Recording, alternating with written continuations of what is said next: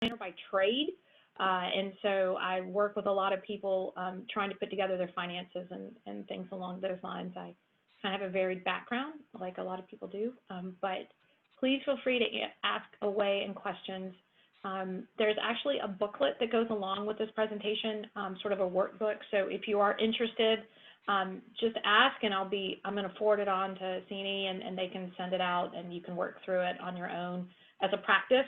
But we'll go ahead and kind of start this presentation with, let's see if it wants to, there we go. All right.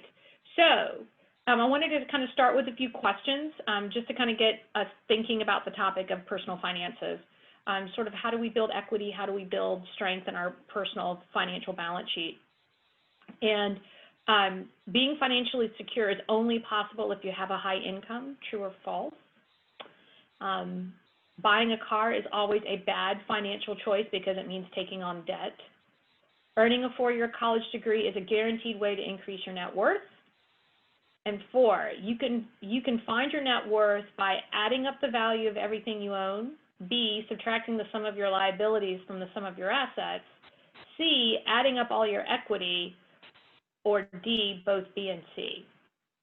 So anybody want to take a guess on any of these questions? You want to answer one for me? Anybody want to answer? We can try to make this sort of fun and interactive, or I can give you the answers. Yay! Way to go. That's right. Being financially secure has nothing to do with your income. It has everything to do with where your debt and liabilities are against your assets. So today we're really going to talk about your first personal balance sheet. That's your assets versus your liabilities. And so, or another way to say is the stuff that you own versus the things that you've borrowed. And so what's left over is what you call your personal equity. And so income is a part of building your personal equity, but it's not the surefire way to do it. Trust me, I work with a lot of highly paid individuals who are mortgaged up to the hilt, and they have very little personal equity. So that's not a really strong financial secure place to be. Buying a car is always a bad financial choice because it means taking on debt. Correct again, false is the right answer. We all need to get to work somehow. That helps us get income to build our equity, personal equity. And so sometimes there's what I like to call good debt and bad debt. So good debt is obviously something that gets us going in the right direction. Now, obviously, we can all make the wrong choice by maybe buying a car that's a little out of our reach, which I like to say is sort of maybe, you know, the old adage of champagne tastes on a beer budget. And so we just have to be kind of mindful of that as we're taking on debt for a good reason. Earning a four-year college degree is a guarantee to increase your net worth. Not a guarantee. Sometimes it actually takes you negative based on how you paid for that four-year degree. So we'll get into that a lot. And thanks for the answer on number 4. Absolutely, it is B and C, sort of as we talked about building that personal net worth. And we're going to kind of go into those actual equations and things along those a little longer in the presentation. So great job at the beginning, everybody. Thank you. So first of all, let's talk about assets and asset building and how do we do that. Obviously, the key takeaway from this part of the presentation is that assets can lead to wealth and financial security. Ideally, as we amass things, our net worth starts to grow. That tends to give us financial security. And so let's kind of talk about what types of assets are those. Obviously, it's something that you own that has value. There are 3 types of assets: physical, financial, and productive. So a physical asset is going to be something along the lines of, say, a house, a car, something along those lines that can actually generate a place to live. It's a thing. It's inanimate. You may have a car title, own it, piece of paper down at the courthouse telling you that it's yours. Second is a financial asset. So that's going to be something along the lines of your checking account, maybe a brokerage account, a retirement savings account, sort of like an IRA or a 401k, or a savings account for college, like a 529. All of those would be types of financial assets. A productive asset, a lot of times people are business owners, right? So you're an entrepreneur and you start your own business, and that's a productive asset to own, i.e. it generates income. It can also be something along the lines of a rental property. things along those lines. That productive definition can kind of sway between the physical and the productive. So usually the definition for productive is something that it produces an income for you, that it's got a stream of income associated with it. Obviously, value is determined based on the type of asset. Certain things have more value than others. Way back when, the U.S. used to be on the gold standard, and Nixon took us off of that gold standard in the 70s. It used to be that the U.S. actually in Fort Knox, believe it or not, had enough gold to back up all of the currency in the United States. Obviously, we couldn't find enough gold as our economy grew and we went into debt and we started issuing more and more money and the velocity of money. So we went off the gold standard. So as you can imagine, the value of things is going to be based on some way of measuring it. So it's either an appraisal for your house, an appraisal for your car. You know, looking in Blue Book, Kelley Blue Book, is a quick way to find out the value of your car. It's also going to be based on how that value grows over time. A lot of times we talk about an asset that appreciates or depreciates. So for instance, house, something that you own like that, tends to appreciate over time. Real estate is something that has a very steady appreciation over time, whereas a car tends to depreciate over time because the value of it becomes less as you put more miles on the car. Basically, the car has what would be expected a limited life, and as you get closer to the end of the life of that asset, the value decreases. So that's why the value is determined on the type of the asset. There isn't just a one shoe fits all for all of these types of assets. Okay. Come on, computer. There we go. The benefits of asset building. Basically, as we build asset, it's going to be income and security from that. Because the fact of the matter is that the more assets you gather, the more income you tend to generate, the bigger your personal financial balance sheet, you know, the security that you'll have from that. It's also the foundation for your future. It allows you to maybe be a little bit more productive in how you go about things. So for instance, having a secure place to live allows you to be a more productive worker, which allows you to earn more money. So as you build assets, the idea is that it helps towards your financial well-being. And it's also essential to achieving long-term financial stability and growing wealth. The accumulation of assets is how you accumulate wealth. So you have to figure out a way in which to do that and how to start that in meaningful ways. Okay. So a couple caveats. When you're owning assets, you can't put everything in one basket, right? You have to be careful about making sure you create a buffer to handle for emergencies. So one thing always everybody talks about is having a rainy day fund. It's recommended that if you are a single earner that you have at least 6 months of your monthly expenses saved in a savings account. So that would be your mortgage payment or rent, your car payment or bus fare or cab fare, whatever it is, monthly groceries, daycare, all of that into a bundle. If you can hold on to 6 months, that's the recommendation that everybody has for the rainy day. The thought process is that if you lose your job or have an unexpected medical issue, that within 6 months you'll be able to get back on your feet and you won't have a financial situation that you can't get out of. It also helps you in reaching your goals because you know that you've got that security to fall back on. It allows you to maybe stretch yourself a little further, take a new job, take a risk that you may not be able to because you've got that buffer to handle the unexpected. Like I said, it increases your options. Hopefully, it helps you earn more income. It also should hopefully inspire you to look to the future, things that you may not have thought before would be possible because you've built this buffer. You've got that safety net that you've already produced for yourself.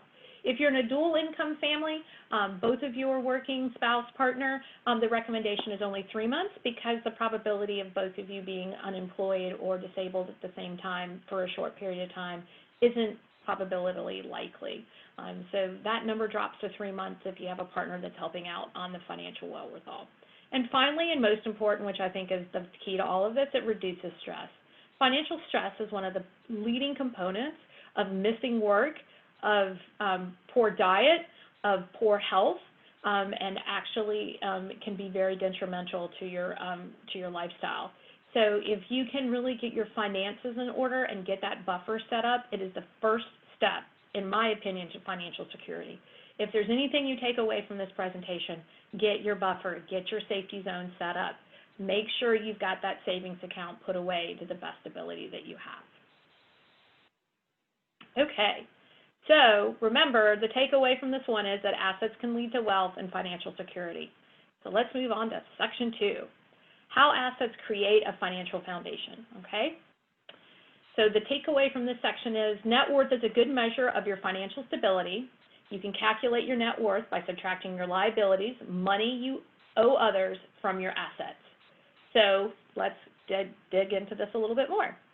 So an asset is something that you owe, and it's the value. So let's say you owe a car and a house, etc. That would be the assets you owe. Liability is something that you owe to others, usually in money. So if you have a car payment, that would be the debt. So let's say you have a $10,000 car, but you borrowed $8,000 to buy it, or that's $8,000 left on the note, then the value of the car is $10,000 minus 8, which gives you the $2,000 value that it's currently at.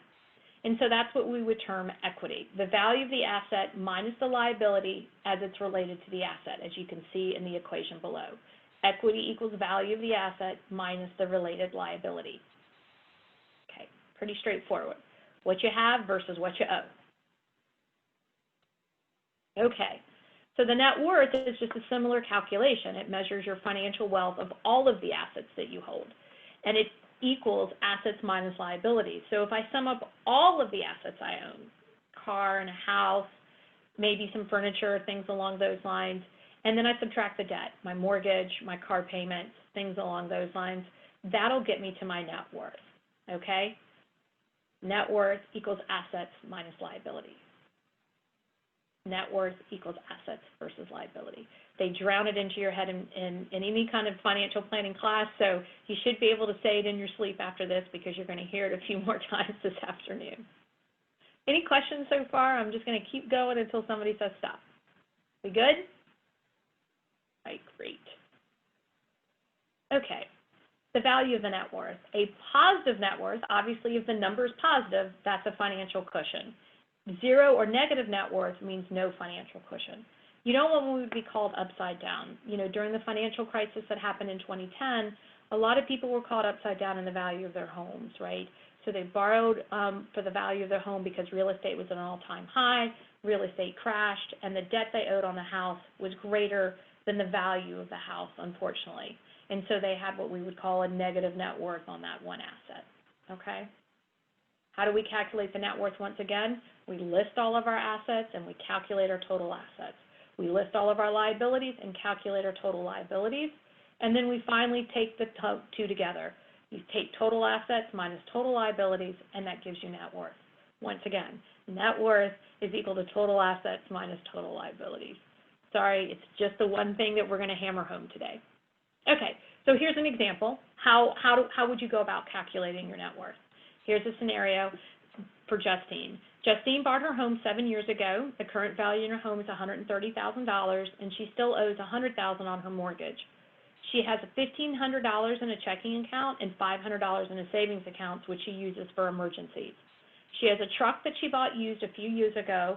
She could sell it for $2,000. She still owes $3,000 on the loan of the truck.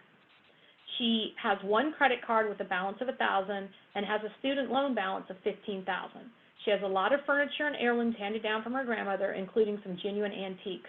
The value was recently estimated at $7,000. Okay, so let's figure out what Justine's net worth is. Okay, her total assets is $141,000. Her total liabilities $119,000. So her net worth, assets minus liabilities, is $22,000. I'm going to go back over that. I'm going to go back to the example before. Okay, $130,000 minus 100 gives us a net worth calculation or an asset calculation value of $30,000 for her house. Okay, she has $1,500 in checking and $500 in savings. There's no debt associated with a checking or savings account, so that goes directly to her net worth calculation. So now we're at $32,000. But she has a truck that she could sell for $2,000, but she owes $3,000. So that's a negative asset on her balance sheet. So we now subtract $1,000. That gets us to $31,000.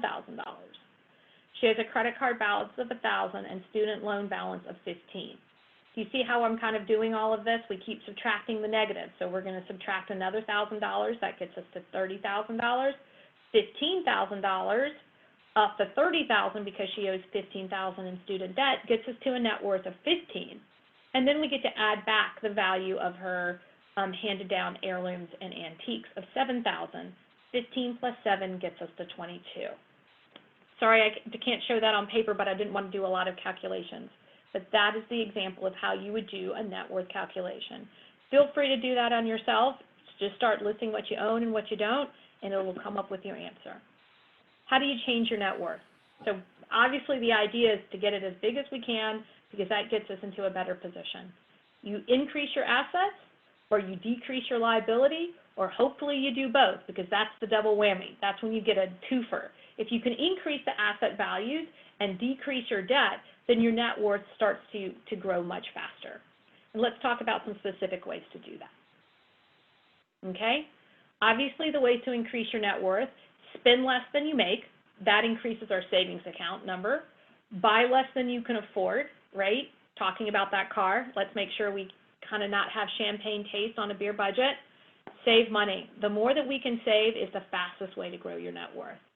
Use employer programs such as 401ks and other things along those lines, employee assistance programs that bring down the cost of things such as health care, student loans, etc. If you're an employer that might be willing to pay for you to go to university, take advantage of that. That's free money on the table that won't come out of your pocket. Use debt responsibly.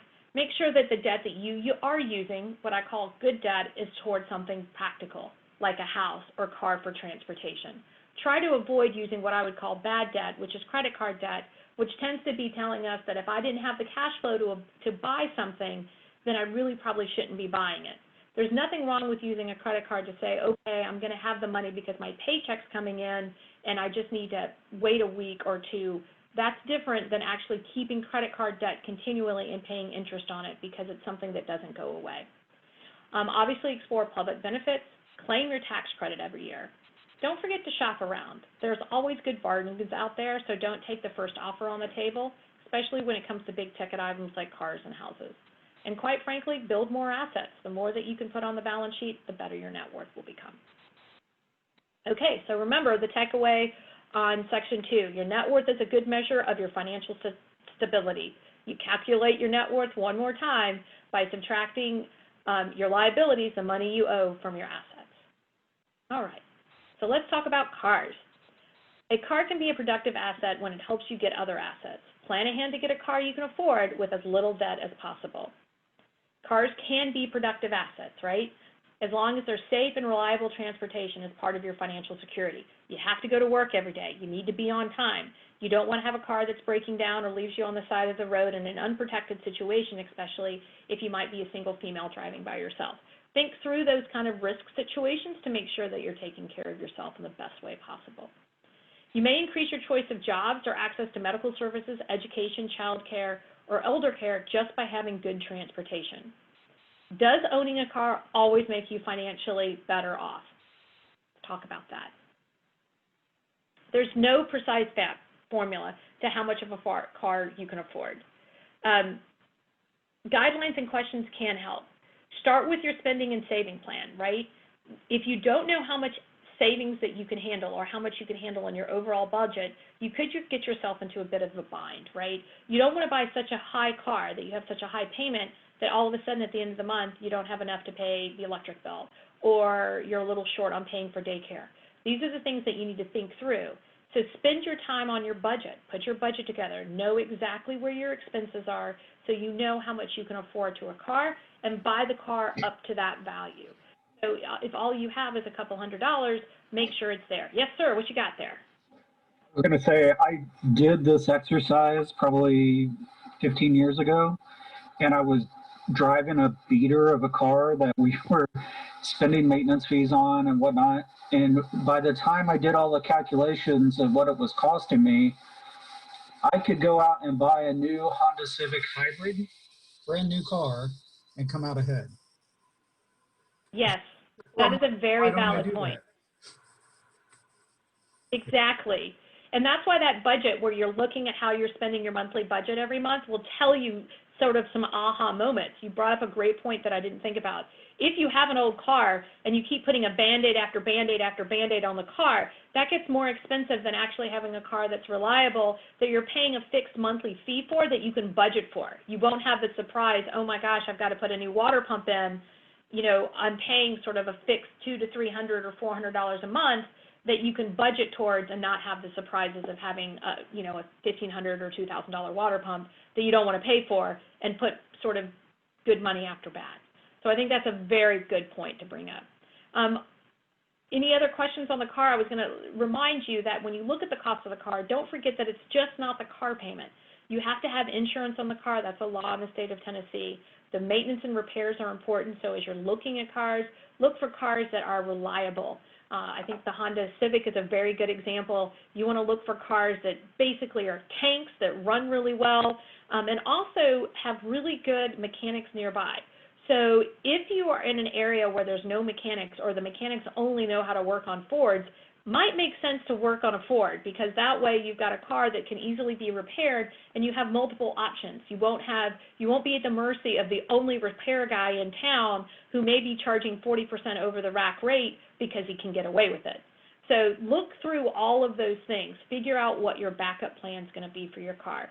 Don't also forget your gas and fuel, right? Gas can be expensive. It can be cheap. We've seen it all go up and down as we look over time. Right now, we're in a relatively inexpensive fuel market. But remember, it wasn't too long ago that people were turning in their SUVs because it was costing $75 to $100 to fill up their tanks. So keep that in mind as well. And you've also got your annual title and registration in the city of Hamilton County. We've also obviously got to go through admissions as well. So those are fees along those lines for having your car that you need to add into that budget as you figure out how much you can afford. Okay, you can also look at getting a car loan. The good thing about a car loan is that it gives you a fixed payment. You're able to drive the car off the lot, and it gets you kind of moving in the direction you need to do. But make sure you don't get into a situation where the car may be depreciating too fast. Spend some time doing your research on cars that hold their value. In the example that we had before, you could see that she had a car that she could only sell for $2,000, but she had a $3,000 loan still on it. Those are the type of situations that you need to watch. It's also an indication that it may be time to sell the car. You don't want to be upside down where your loan is higher than the car. You always want to be kind of at this point where you at least break even, or ideally here that you get a little bit of equity back out of your car. Make sure you kind of shop around for loans. There's multiple ways to get a car loan. The dealer will offer you a loan. Your bank will offer you a loan. Feel free to shop those loans. Make sure you know what your credit score is. The better your credit score, the lower your rate will be on your loan. Also make sure you keep good records of your loan quotes so that you'll be able to compare and contrast. And also make sure that you don't drive your car off the dealership. And two things, I was going to add something to this. Until you have insurance for your car, if it's the first time you bought a car and you've never had car insurance, make sure that you have got car insurance before you drive the car off the lot.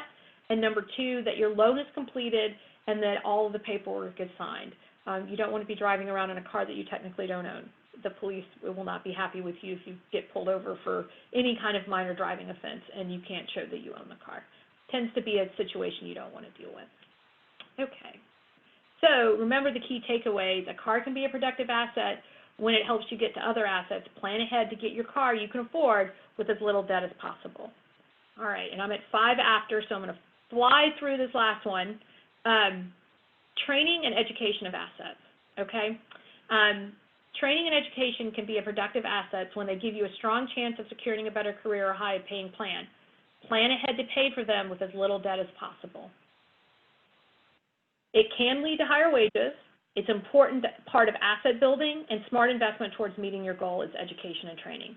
There are many paths to get higher pay and great careers, okay? So there's no one way to get to this.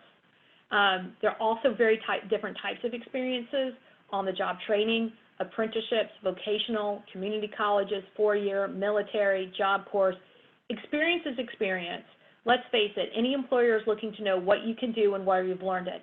So if you have the opportunity to take it, take advantage of it.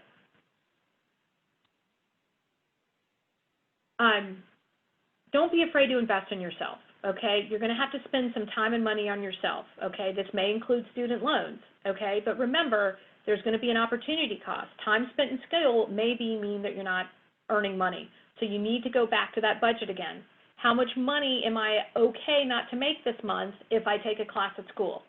Ideally, you might be able to do both. Do it online at night, or have a situation where your employer allows you to take time off because he's actually paying for the education. Okay? Training or education is not always a smart investment. It depends on the school, the training, the job placement. This doesn't mean you shouldn't pursue it, you just to make sure you want to have informed choices. I think everybody's heard on the news about some of these universities that were paper universities that promised you a great job at the end, but had no placement records. And now they're defunct. The U.S. government's suing them. They're trying to get stuff back, and people now sort of have, unfortunately, worthless degrees that don't allow them to get the job that they thought they were going to get when they got out. So make sure you're working with some reputable institutions. So the ways to pay: ask for help from family and friends. Always great if somebody's willing to chip in. Save money now to be used down the road. Work while attending school, right? Sometimes you got to do both. Apply for scholarships and grants. This is probably the one place that many people forget to look. There are scholarships out there that could be as little as $500. I know when I was going through my master's program, I was able to put together about $10,000 in grant money just by writing 6 or 7 different essays and getting awarded those grants. One-time fees, I didn't have to do anything except spend a couple of hours writing an essay about the topic of their choice. So research, there's lots of ways to do that. Ask for help from your employer. You can look at student loans or any of the combinations of the above. Scholarships, most are merit-based. So as long as you, either academic or athletic might be there, but those usually are competitive. Grants are more need-based. So if you can prove that you have financial need, those are the things in which you will receive more grants, but they also can be competitive. So be prepared that you may not get what you think you might. 529 plans are a way in which to help for savings. It's a way in which that you can put money away in a vehicle that holds the savings and grows tax-deferred and basically tax-free. So you put in after-tax dollars, you put it into a brokerage account, it grows. If you use the money for higher education and now for higher education up to $10,000 a year, that would be tax-free for withdrawing it. So you pay tax on the money. If it grows over 10 years, then 10 years down the road, you can use all of that for education with no fees. An ABLE account is a special 529 account for people who are disabled and can be used for education. All right. Student loans, there's federal and private. And you don't have to borrow the maximum amount offered to you. Make sure that you borrow as least as possible because quite frankly, you don't want to be borrowing more money than what you're going to be making when you get out. So research the field that you're getting into. If your salary when you come out of college may be in the $40,000 range, your student debt should not be $120,000. It'll take you 3 years of just income to pay it off, and that will give you nothing for living expenses. So the math doesn't work. Okay. Federal student loans are offered by the federal government. They have lower interest rates than a private one. They offer better repayment, usually very long. They also have situations that if you become unemployed, they can hold off on making payments. And basically, the repayments generally start after school ends. You do not have to pay while you're in school. So I do recommend you pay the interest while you're in school because the interest can build up. There's a free application called a FAFSA. This is something that you have to apply for and use for student loans. Very complicated system. If you're going down this road, reach out to the university or get some help from somebody to help you fill these out. It's complicated. Unfortunately, the government doesn't make it easy. There are strict deadlines, so make sure you make them. And make sure once you get it that you get your student aid report, that you understand exactly what it's saying. It'll tell you how much aid you're able to receive. Okay? And if they ask for anything, respond timely. These guys are sticklers. Okay, pay back the loan on time. Federal student loans are not automatically discharged for bankruptcy. Non-payment can possibly result in referral to a debt collection agency, drop in credit scores, wages withheld, and you could also have a problem getting a job because it will show up on your credit score. A lot of employers are actually doing credit scores on employees to make sure that they are financially sound so they can hire them. Before getting a student loan, understand the term and your repayment options. Okay. and make sure you contact your loan servicer. You may be able to restructure your loan if your payments aren't affordable enough. Studentaid.gov. Become your friend if you're getting student loans, okay, guys? Okay. Training and education can be a productive asset when they give you a strong chance to securing a better career or a higher paying job. Plan ahead to pay them with as little debt as possible. So try to borrow from friends, do anything that you can to keep that as low as possible. All right, so that's it. Sorry, I kind of ran through it. I did go a little over, but so here is a couple of questions to end with. Being financially secure is only possible if you have high income. We already know the answer to that one from the beginning, false. Buying a car is always a bad financial choice. Not necessarily true. Earning a 4-year college degree is a guaranteed way to win. Nope. And how do we find your net worth? It's net worth equals liability, assets minus liabilities. So I hope this has given you just the very tip of the top of starting your financial things. Yes, sir, I see a question on the top. How you doing, Dave? My question to you, I have a 49-year-old. I'm trying to get into saving more. What's really the first step that I need to just focus on? Because I want to buy a house within a year. I've been renting for so long. I want to buy a house. What's the first step into saving? For savings, right.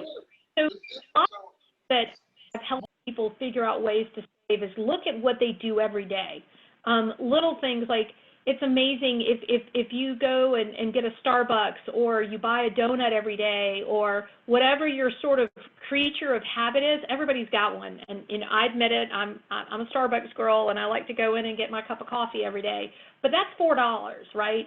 If I can say, listen, I'm going to spend $8 and get a packet of Starbucks coffee that I love, and make my own coffee at home, and add a splash of milk to it, and just sort of make do for the month, then if you think about it, that's $20 a week that I'm not spending. That tends to add up. It's the little changes that tend to add up a lot. If you go out a lot to eat, try to start by, if you go out to eat 3 nights a week, try to take it down to 2, and then take it down to 1, and see how that money, and what I would really do is put it in a jar, right?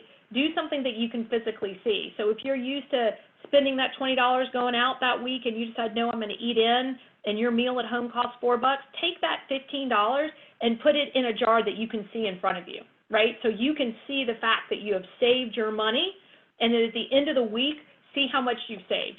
I also like to get the family involved. I don't know, Marvin, if you live with people, kids can be great motivators. You can have a competition to see who can save the most money every week, and there can be a prize they get to pick the pizza for that night, or pick the movie for that night that you're watching on television.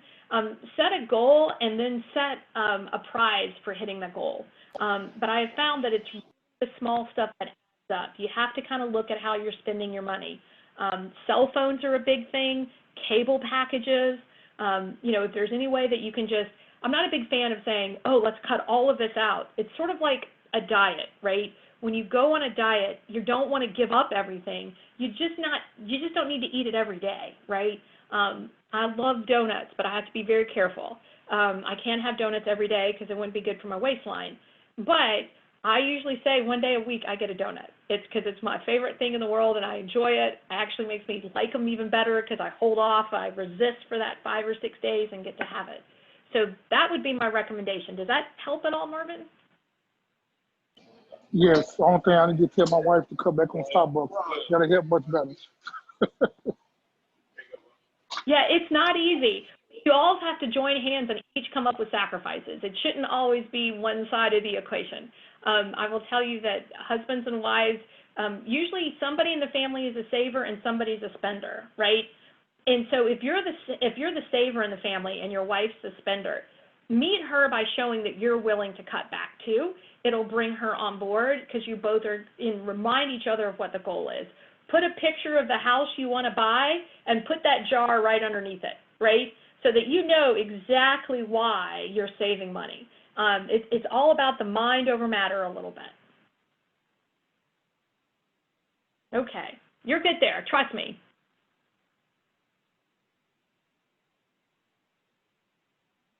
Any other questions? I appreciate you guys listening to me ramble for about 25 minutes.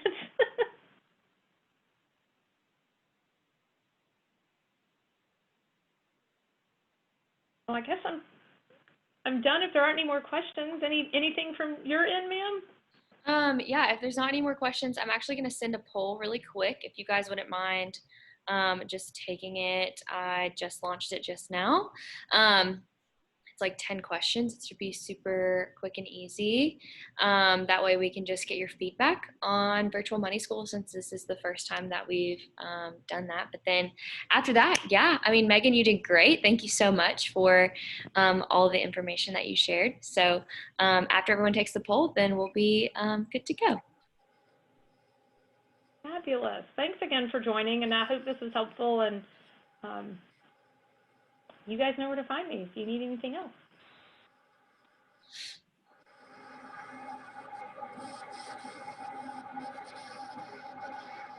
Just kind of out of curiosity, Megan, you spent a little bit of time talking about net worth.